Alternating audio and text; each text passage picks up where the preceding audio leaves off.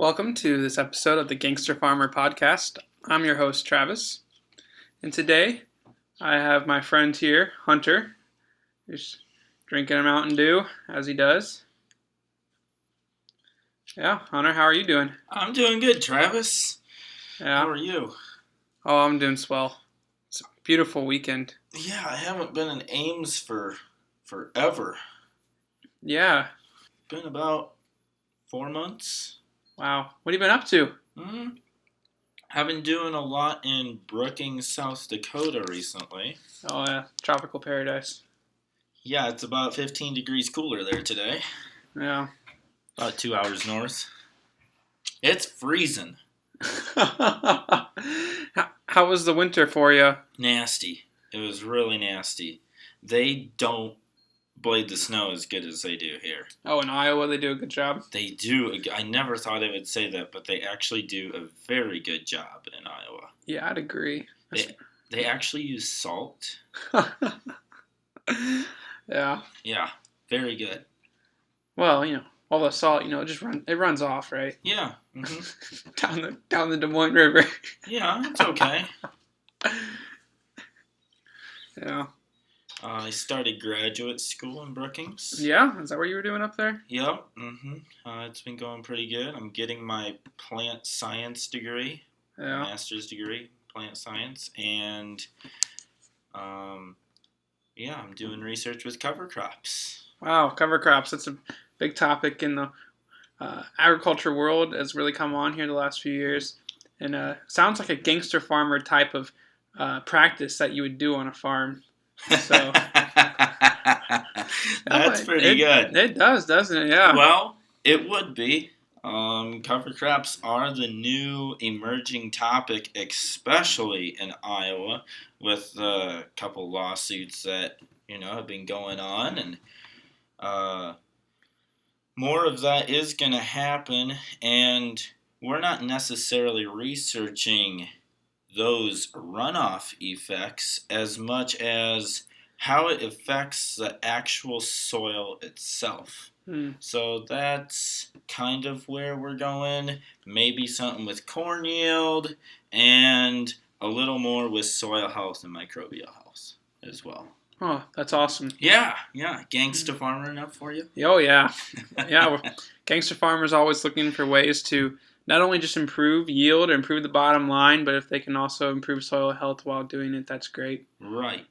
What we don't want mostly is to make the yield go down. Right. And that is why we're measuring yield. Because nobody will do it. No, you gotta have yield. Yeah. Yeah. That's everybody's number one. You can be... It's everyone's number one. Yeah. You can want to be environmental friendly. You want to help your soil in the long run. But number one is yield. Yield. And, yeah, you have to... Yep. Yeah. Couldn't have said it better. So you're researching cover crops. That's great. In your time, and you grew up in Iowa, right? Yeah. So Eastern Iowa. Yeah. So in your time in Iowa, have you seen cover crops become more, or is they're not really picking it up quite yet? Well, in my very specific area around Charlotte, they have picked it up. It's more of a fad, you would call it at the moment. Yeah. The people that would plant a cover crop is a dairy farmer that just needs the extra silage. Yeah. And they are using that heavily. Another person that might pick it up is someone that is gonna make a statement or put a sign out in their field saying cover crops better our water. That's okay. It does better our water. And that is one of the things that we need to be concerned about is our water quality. Mm-hmm. So around my area, not exactly, but you are seeing more and more no-till. That is becoming a bigger practice. So no-till, which when you don't till the ground at all before you plant, which farmers usually do and have done in the past. Right. But with no-till, does that favor a cover cropping system, or does that hurt a cover cropping system? Well, I'm not exactly sure on that.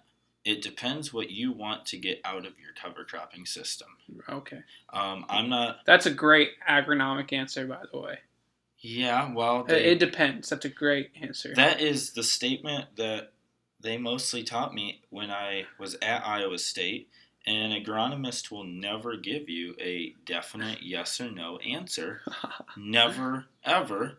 The first thing they will say is it, and the second thing they'll say is depends. Right. Uh-huh. It depends. Yes.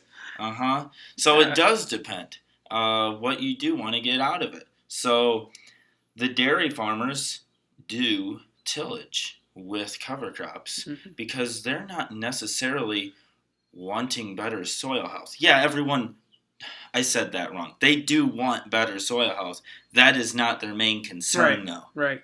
Everyone wants better soil health. Whatever soil health is, that's what we've been just calling it in the last 20 years. Right. It's been called so many other things. So, along with that, they want cover crop yield. They need it for their dairy cows.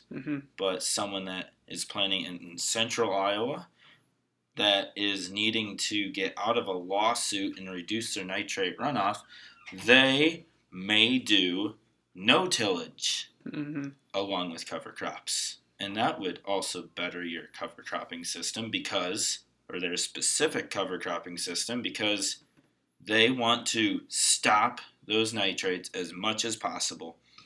And tillage would not help with that. Yeah. Or tillage, yeah, it wouldn't help with that. Yeah. Yeah. That's great.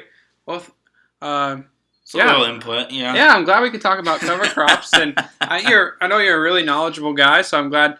Thanks. Yeah. I'm not necessarily a cover crop guy. I'm just a very basic agronomist. Oh no, I wouldn't say that. As are you. Oh, Hunter's a graduate of Iowa State University in the agronomy program, and excited to have him on. He was a excellent student there, and now he's a graduate student at South Dakota State University. Excited to have Hunter here with us on the Gangsta Farmer podcast. So Hunter, around this time last year, you and I were somewhere that was a lot warmer than South Dakota and Ames, Iowa. Yeah, we were in Costa Rica. It was warmer than South Dakota and Ames, Iowa's temperatures added together. It was. It was nice. It wasn't too bad this time of year. It was nice. No. So going to Costa Rica in March, highly recommend. But we had a chance to go with Iowa State University on an agriculture study abroad to study the production there. Yeah. Most people don't go to actually study agricultural production. Mostly it's to go to one of them fancy American resorts on the beach. Yeah. Which we did do. Yeah, those are nice. Yeah. We did do that a couple times. And, an open bar is nice to have, but that's not what we went there for. And most of the time, we weren't at one of those fancier resorts. Yeah, we actually studied. We actually did. We learned. We learned. Yeah, it was an actual study abroad. It was good. So now that we went and stuff, what are a couple of things that a year later now that you remember that really struck you on some of the farms that we visited, or something that you saw that just stuck with you? Well, what stuck with me was actually how much industrial farming they had like we do here.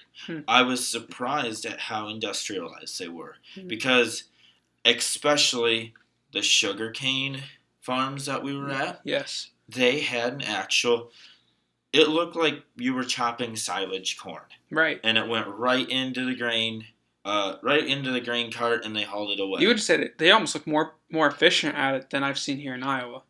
Possibly. I mean, they had the manpower. It might have looked that way. Yeah. But right, yes. They did have more manpower, which does make things go more faster. Usually our farms encompass one or two guys. Right. Labor issues around here is a big thing. Right. So we've had to develop more machines. But, yeah, that was my main takeaway, how industrialized they were. Right. So a lot of the farms, the landscape in Costa Rica, it's pretty hilly. It is. Yeah, and it is. So it can be hard to have big farms. Well, it's old volcanic ash. Right. That's the type of soil formation it is. It's volcanoes. So, yes, it is hilly. And you look at that soil and you're thinking, wow, how does this not all erode? They use full tillage. Mm-hmm. How aren't there washouts? They get rains all the time. How aren't there any? Because I didn't see, the entire time I was there, on those mountains that were being farmed, I didn't see one washout. That's Did you true. see anything? I did not. No. So I think it is the soil forming factors that has an influence on that. I'm not positive on that. I think I heard Dr. Burris say Jenny's that. 5 soil forming factors of climate, biota, temperature. Sure, yeah. All those, yeah. So I think that has some influence on that. Yeah, yeah, I can see that. Yeah. And so, speaking of the hills, and I think that reminded me of an organic farm that we got to visit in Costa Rica. It blew my mind. Just all the vegetables they had, and they were really big on organic matter, and over time helping their soil. Sure. So, I don't think I'm familiar with the organic farm we were at. Was it the one with Dr. Burris's picture of all the carrots? Yes. That was the farm. On the hill. Okay. On the hill there. Yes, on the hill. Yeah. Yes. Okay. Yeah. Yeah, that's kind of the farm I had in mind when I was thinking of the washing. Because he was ahead of his time to be organic agriculture in that area. Right. And now it looks like that was a good thing to be ahead of your time on. Yeah, especially now when that's kind of the new thing. Right. I mean, that's the thing with being innovative in general. Right. You're always going out on a limb, especially if you're one of the first ones to do it. Mm-hmm. If you're going to succeed or not, and it looks like organic agriculture was a good route to go down. Yeah. I think the greatest thing that I learned from Costa Rica is that just because you do something slightly different doesn't mean you can't be profitable. Because they did do things differently. They had a lot more labor. They were industrialized. I did emphasize that earlier. But they did have a lot more labor. Yeah. Yep. That is true. How about you? Oh, one of the things I took away? Yeah. Yeah, well, one of the things that for sure was the importance of your soil. And just keeping in mind the soil that you're farming with and knowing this is my future for years to come. If I mine my soil, my yields are going to not be so great in the future. And that's one of the things he had with when it came to rain and how he was able to, for here in the Midwest, how you're able to get back on your fields quicker because we have a high organic matter. But so that was one of the things I took away. I'm trying to think, maybe just how when we went into some of those other farms, how hard people were working, and I don't know, maybe it's just because we were there. But how about the roads there? Oh, they were state of the art. So yes, maybe it's just because they don't have the freeze thaw cycle as we do here. That's possible. I'm not really sure how it. And the country's not as big, but right. But we would. If you go to my Gangsta Farmer YouTube channel, I have a time-lapse video posted. It's about 35 seconds, not too long, of the roads on our way from the airport there in the capital city to the coffee production co-op place that we went to. That was pretty good coffee, by the way, too. Yes, it was. Another thing I remember is how the volcano on the road, remember how we put the bus in neutral and it pulled us up the hill? Yeah. That was also a cool thing I remember. Because the magnitude, it's one of the few places in the world that does it. Yes, right. And the last thing I learned probably was not to be a professional embarrassment. That was a big thing. How people are always watching you. Exactly. Especially when you're in other countries, other places. Right. Yeah. Right. Yeah. We're different. Yeah, that was one of the things that we got graded on actually on the trip was how you're professional, how well you represent not only yourself, your professors, your university. Yeah, it's a big deal. Yeah, it is. It's important. I think it's important not only in agriculture related things, just in life. So that's a good life lesson. Yes. Yep. Life lessons on the Gangsta Farmer podcast. Yeah, we're hearing them today. Well, Hunter, I appreciate you taking the time to be on this. I really enjoyed your insight when it came to what grad school may be like, what cover crops you're learning, and so just your information of agronomy and soil that you provide. And yeah, it's just always great to have Hunter and his Mountain Dew, I suppose. They kind of go together. Oh, yeah. For sure.